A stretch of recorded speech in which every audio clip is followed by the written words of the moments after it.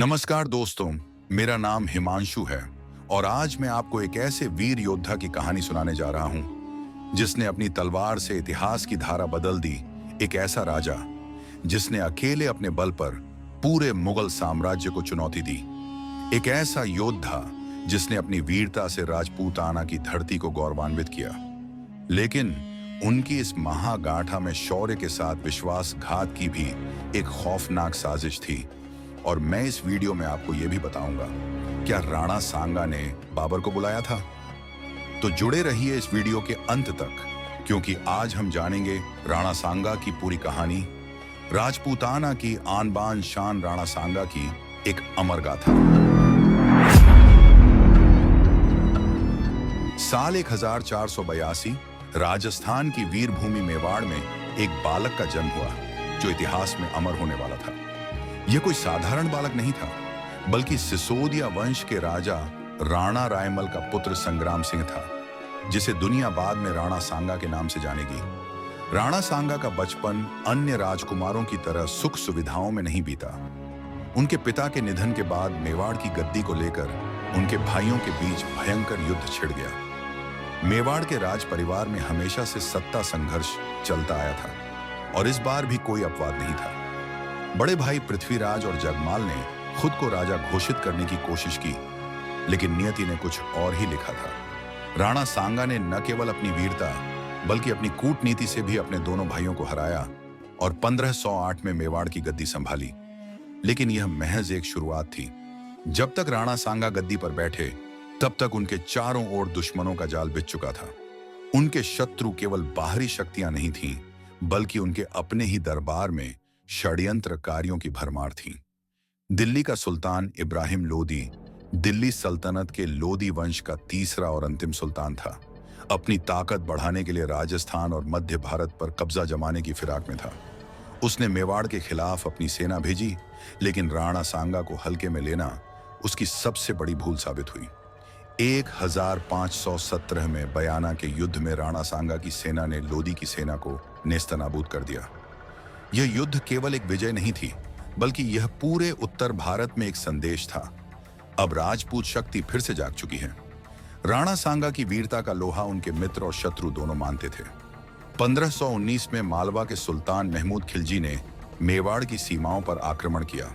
यह युद्ध गागरोन के किले के पास लड़ा गया। राणा सांगा ने महमूद खिलजी को बुरी तरह परास्त किया और उसे बंदी बना लिया, लेकिन यहीं पर उनकी उदारता भारी पड़ी। राणा सांगा ने महमूद खिलजी को क्षमा कर दिया और उसे वापस भेज दिया। यह उनकी सबसे बड़ी गलती साबित हुई।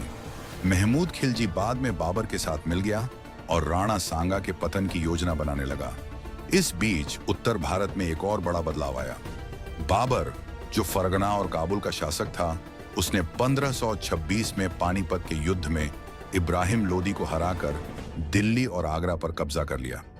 यह एक नई मुगल सत्ता की शुरुआत थी, लेकिन राणा सांगा इसे एक विदेशी आक्रमण मानते थे। उनके लिए यह केवल एक शासक का पतन नहीं था, बल्कि यह हिंदुस्तान की स्वतंत्रता के लिए एक खतरा था।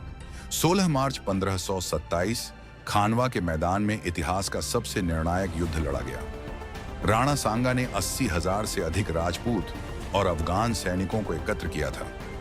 बाबर की सेना संख्यात्मक रूप से कमजोर थी, लेकिन उसके पास तोपखाने और तुर्की युद्ध रणनीतियां थीं। युद्ध की शुरुआत में राजपूत सेना भारी पड़ रही थी, लेकिन बाबर ने एक कुटिल चाल चली। उसने अपने सैनिकों को शराब छोड़ने और मरने तक लड़ने की कसम दिलवाई। साथ ही उसने राणा सांगा के कुछ सरदारों को रिश्वत देकर अपनी ओर मिला लिया। युद्ध के दौरान जब राणा सांगा की सेना जीत के करीब थी, तभी अचानक उनके ही सरदारों ने धोखा दे दिया। युद्ध का रुख बदल गया। बाबर की तोपों और रणनीतियों के आगे राजपूत सेना टिक नहीं पाई। राणा सांगा खुद युद्ध के मैदान में बुरी तरह घायल हो गए, लेकिन उन्होंने हार नहीं मानी। उनके सैनिक उन्हें युद्ध भूमि से निकालकर सुरक्षित स्थान पर ले गए, लेकिन यह केवल एक अस्थायी राहत थी। राणा सांगा युद्ध में हारने के बावजूद पूरी तरह हारे नहीं थे। उन्होंने अपने बचे हुए सैनिकों को संगठित करने का प्रयास किया और बाबर के खिलाफ एक और युद्ध की योजना बनाई।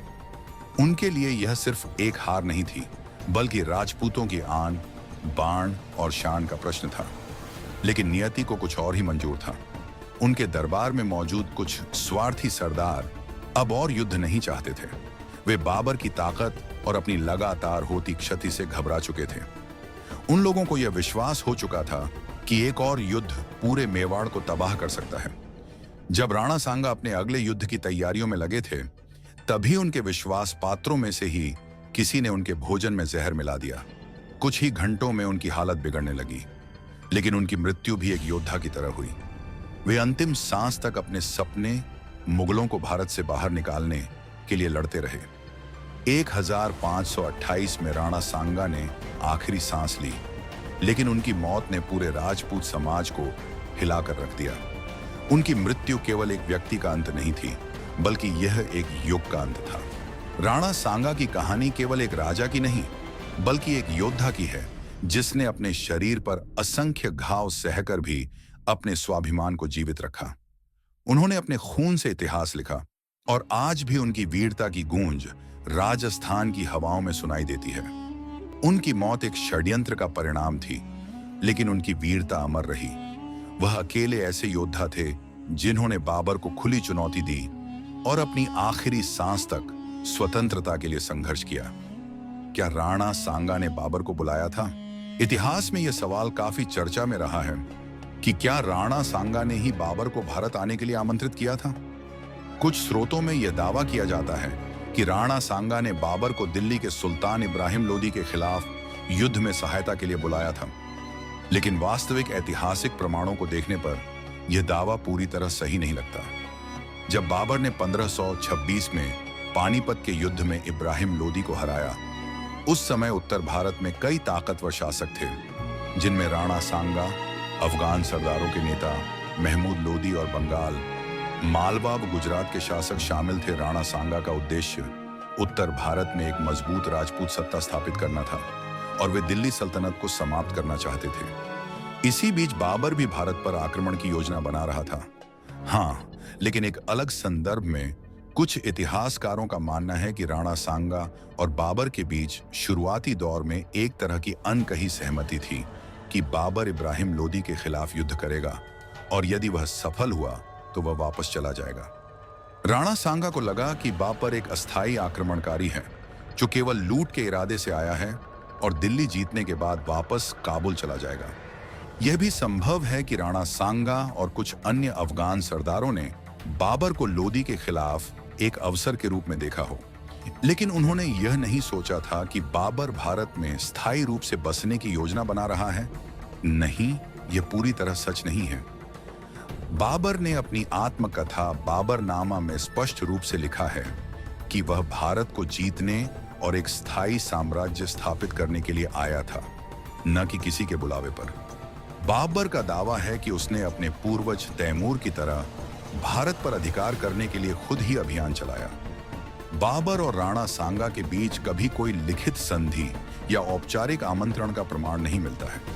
यदि राणा सांगा ने वास्तव में बाबर को बुलाया होता तो वह पानीपत की लड़ाई के दौरान उसकी मदद करते, लेकिन ऐसा नहीं हुआ।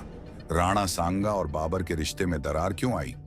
जब बाबर ने इब्राहिम लोदी को हराकर दिल्ली और आगरा पर कब्जा कर लिया, तब राणा सांगा को यह एहसास हुआ कि बाबर वापस जाने के बजाय भारत में ही अपनी सत्ता स्थापित करना चाहता है। यह उनके लिए एक बड़ा धोखा था। इसके बाद राणा सांगा ने बाबर को भारत से खदेड़ने के लिए राजपूत संघ और अफगानों के साथ एक विशाल सेना तैयार की। 1527 में खानवा का युद्ध हुआ, जिसमें बाबर ने अपनी तोपखाने और कूटनीतिक चालों से राणा सांगा को हराया। राणा सांगा ने सीधे तौर पर बाबर को भारत आने के लिए नहीं बुलाया था, लेकिन उन्होंने यह उम्मीद जरूर की थी कि बाबर केवल इब्राहिम लोदी को हराकर लौट जाएगा। बाबर की असली मंशा भारत पर स्थायी रूप से राज करने की थी, जो राणा सांगा के लिए अस्वीकार्य थी। जब राणा सांगा को लगा कि बाबर भी एक विदेशी आक्रमणकारी की तरह भारत को हड़पना चाहता है, तब उन्होंने उसके खिलाफ युद्ध छेड़ दिया। इसीलिए यह कहना कि राणा सांगा ने बाबर को भारत बुलाया पूरी तरह से ऐतिहासिक रूप से प्रमाणित नहीं है, बल्कि यह केवल एक अटकल या आंशिक सत्य हो सकता है। तो दोस्तों, कैसी थी आज की कहानी कमेंट करके जरूर बताना। अगर आप रोमांच और रहस्य सच्ची कहानी के प्रेमी हैं, तो हमारे चैनल को सब्सक्राइब करें और हमारे साथ इस रोमांचक सफर का हिस्सा बने। सब्सक्राइब करें, बेल आइकन दबाना न भूलें ताकि हर नई कहानी आप तक सबसे पहले पहुंचे। मिलते हैं एक और नई रहस्य कहानी के साथ। जब तक हर हर महादेव।